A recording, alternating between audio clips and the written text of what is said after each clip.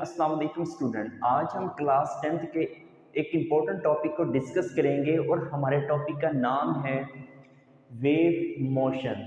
तो टॉपिक को स्टार्ट करने से पहले हमें स्टूडेंट वेव का पता होना चाहिए कि वेव होती क्या है।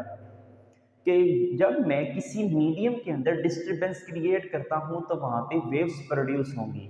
दोबारा सुन ले स्टूडेंट, जब मैं किसी मीडियम के अंदर डिस्टरबेंस क्रिएट करूंगा तो वहां पे वेव्स प्रोड्यूस होंगी।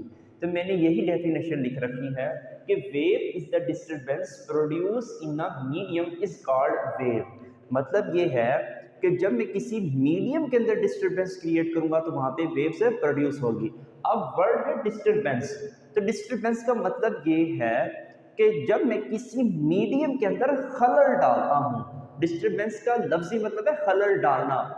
तो जब मैं किसी मीडियम के अंदर खलल डालूंगा तो वहां पे बच्चों वेव्स प्रोड्यूस होंगी।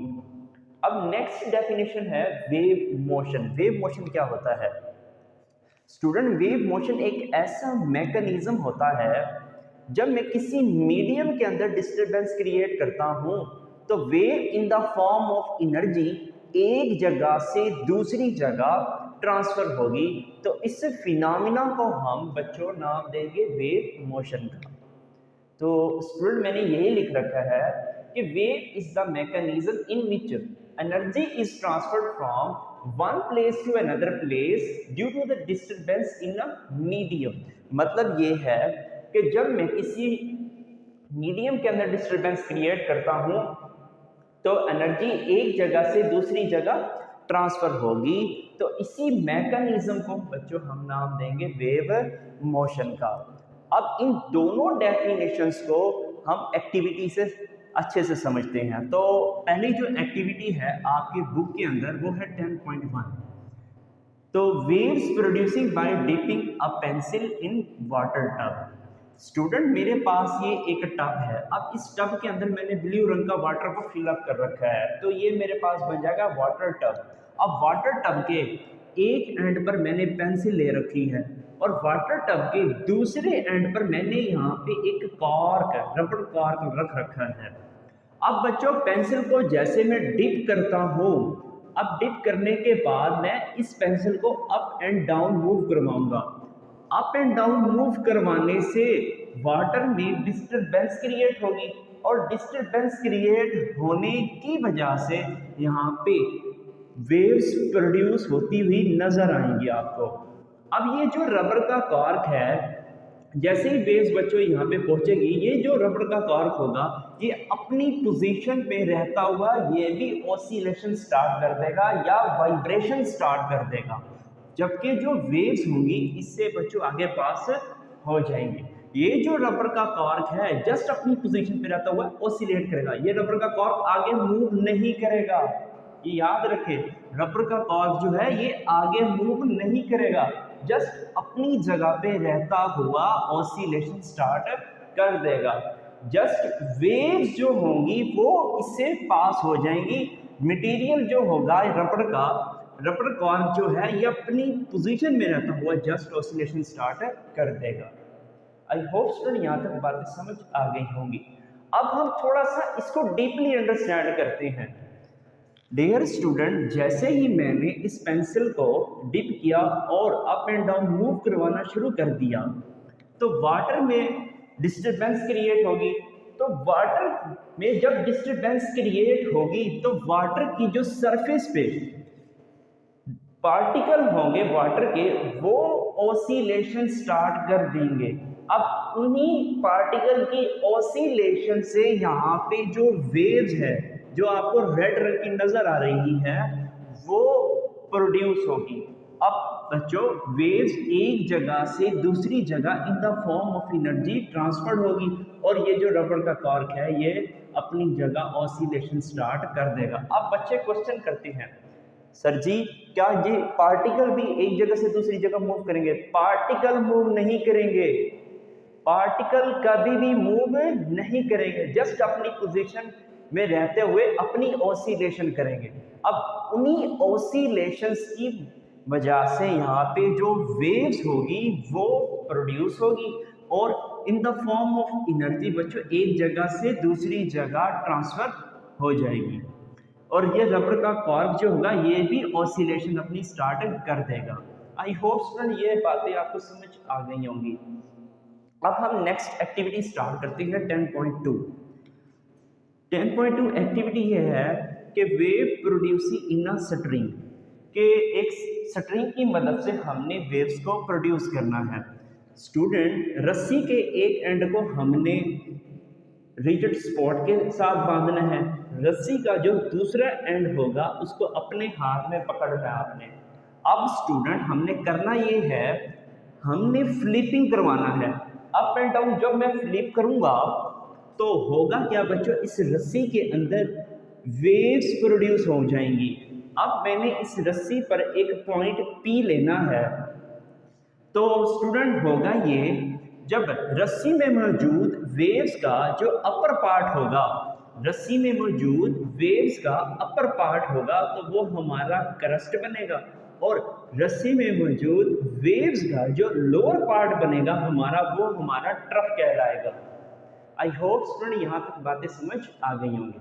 अब मोस्टली स्टूडेंट जो अच्छे स्टूडेंट होते हैं वो ये क्वेश्चन करते हैं, स्टूडेंट पहला क्वेश्चन वो ये करते हैं, क्या तमाम पार्टिकल वाइब्रेट करेंगे?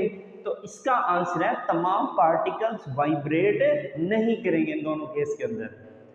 स्टूडेंट फिर क्वेश्चन ये करते हैं कि अगर सर जी तमाम पार्टिकल एक साथ ऑसिलेशन स्टार्ट करते हैं तो वहां पे कौन सी वेव्स प्रोड्यूस होगी? तो वहां पे वेव्स प्रोग्रेसिव वेव्स प्रोड्यूस होगी। फिर क्वेश्चन करते हैं स्टूडेंट, सर जी कुछ पार्टिकल जो है वो वाइब्रेट करें और कुछ पार्टिकल वाइब्रेट नहीं करें तो फिर कौन सी वेव्स प्रोड्यूस होगी? तो डियर स्टूडेंट वहां पर स्टेशनरी वेव्स प्रोड्यूस होंगी। अगर तमाम पार्टिकल ऑसिलेशन स्टार्ट कर दे तो वहां पे प्रोग्रेसिव वेव्स प्रोड्यूस होंगी। अगर कुछ पार्टिकल वाइब्रेट कर रहे हैं और कुछ पार्टिकल वाइब्रेट नहीं कर रहे तो वहां पर स्टूडेंट स्टेशनरी वेव्स प्रोड्यूस होगी। आई होप ये कॉन्सेप्ट क्लियर हो गया होगा।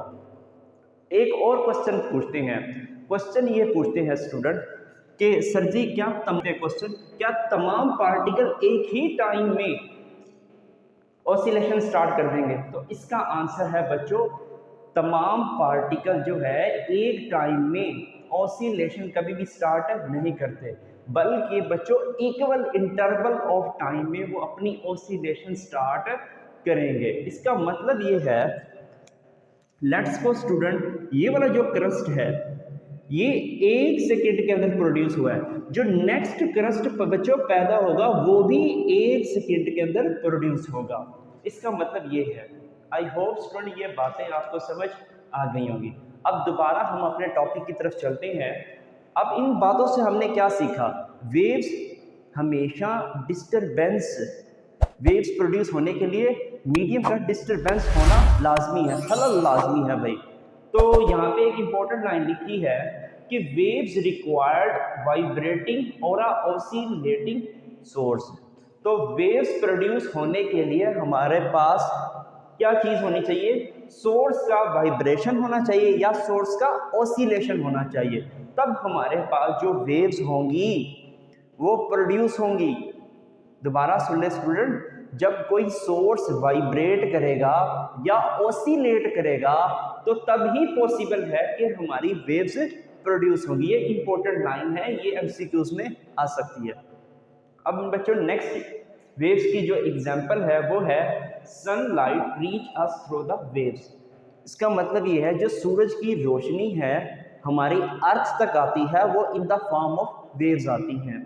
अब नेक्स्ट जो एग्जांपल है वो ये है कि sound reach in our air in the form of waves. जो हमारी आवाज़ होती है स्टूडेंट, जैसा कि मैं अब बोल रहा हूँ और आप सुन रहे हैं, अब मीडियम हमारा एयर हो गया। अब एयर के जो पार्टिकल हैं वो ऑसिलेशन स्टार्ट कर देंगे और ऑसिलेशन स्टार्ट करने से जो मेरी आवाज़ है वो आपके कानों तक आपको सुनाई देगी in the form of waves. तो वो भी बच्चों वेव्स की एग्जांपल है कि sound reach in our air in the form of waves. I hope student यहाँ तक आपको समझ आ गया होगा। अब नेक्स्ट स्टूडेंट इसकी है टाइप्स ऑफ वेव्स।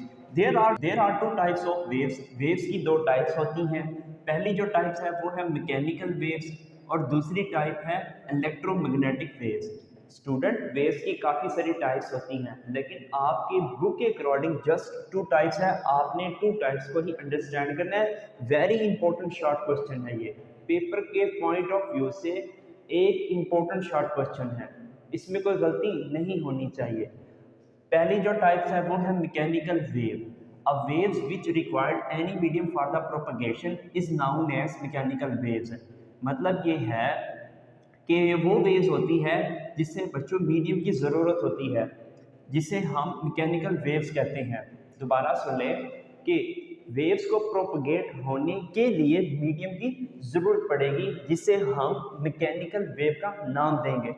अब इसकी जो बेस्ट एग्जांपल है वो है वाटर वेव। तो वाटर वेव्स हो गया, और दूसरा है स्टूडेंट साउंड वेव।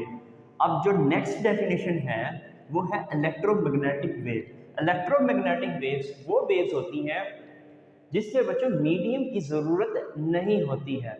दोबारा सुन ले, ये वो वेव्स होती हैं जिसे प्रोपगेट होने के लिए किसी मीडियम की ज़रूरत नहीं होगी, तो उसी वेव्स को हम इलेक्ट्रोमैग्नेटिक वेव्स का नाम देंगे। A waves which does not required any medium for propagation is known as electromagnetic waves. यानी ये वो वेव्स होती हैं जिसे प्रोपगेट होने के लिए किसी मीडियम की ज़रूरत नहीं होती है, इन्हें हम इलेक्ट्रोमैग्नेटिक वेव्स का नाम देंगे। अब इसकी जो बेस्ट एग्जांपल है वो है एक्सरेज। एक्सरेज बच्चों जब भी प्रोपगेट होगी तो इसको मीडियम की ज़रूरत नहीं होगी। नेक्स्ट जो है एग्जांपल वो है रेडियो वेव्स, और जो थर्ड एग्जांपल होगी वो है light waves. I hope student, अब हम नेक्स्ट डिस्कस करते हैं साइड इंफॉर्मेशन। तो इलेक्ट्रोमैग्नेटिक वेव्स उस वक्त प्रोड्यूस होती हैं जब बच्चों इलेक्ट्रिक फील्ड का कंपोनेंट चेंज होगा तो वहाँ पे मैग्नेटिक फील्ड प्रोड्यूस होगा। ठीक है, अब मैग्नेटिक फील्ड का कंपोनेंट जैसे ही चेंज होगा तो वहाँ पे इलेक्ट्रिक फील्ड का कंपोनेंट प्रोड्यूस हो जाएगा। तो इन दोनों के चेंज होने से इलेक्ट्रोमैग्नेटिक वेव्स प्रोड्यूस होंगी। आई होप स्टूडेंट यहाँ पे बातें समझ आ गई होंगी। अब एक और इम्पोर्टेंट एमसीक्यूज ये है, अब मैं इसको बच्चों एक प्रैक्टिकल एग्जांपल से समझाता हूँ। ये हमारे पास स्टूडेंट इलेक्ट्रिक कंपोनेंट है, ये हमारे पास मैग्नेटिक कंपोनेंट है। अब बच्चों इलेक्ट्रिक और मैग्नेटिक कंपोनेंट जैसे ही चेंज होंगे तो यहाँ पे बच्चों इलेक्ट्रोमैग्नेटिक वेव्स प्रोड्यूस होंगी। स्टूडेंट यहाँ पे आप क्लियरली देख सकते हैं इलेक्ट्रिक कंपोनेंट, मैग्नेटिक कंपोनेंट और पाथ जहाँ पे वेव्स प्रोड्यूस होंगी, ये तीनों एक दूसरे के प्रीपेंडिकुलर हैं। यहाँ पे आप देख सकते हैं प्रीपेंडिकुलर है या 90 के एंगल बना रही हैं। यहाँ पे बच्चों आप देख सकते हैं 90 के एंगल बना रहे हैं। फिर आप यहाँ पे देख सकते हो ये भी 90 के एंगल बना रहे हैं। फिर आप यहाँ पे भी देख सकते हैं क्लियरली ये भी 90 के एंगल बना रहे हैं। आई होप स्टूडेंट आज आपको लेक्चर समझ आ गया होगा। लास्ट में मैंने यही लिखा हुआ है कि electromagnetic waves are consist of electric and magnetic components. Electric, magnetic and path, ये तीनों बच्चों प्रीपेंडिकुलर होने चाहिए या 90 के एंगल पर होने चाहिए। स्टूडेंट अब आप इसका स्क्रीनशॉट ले लें।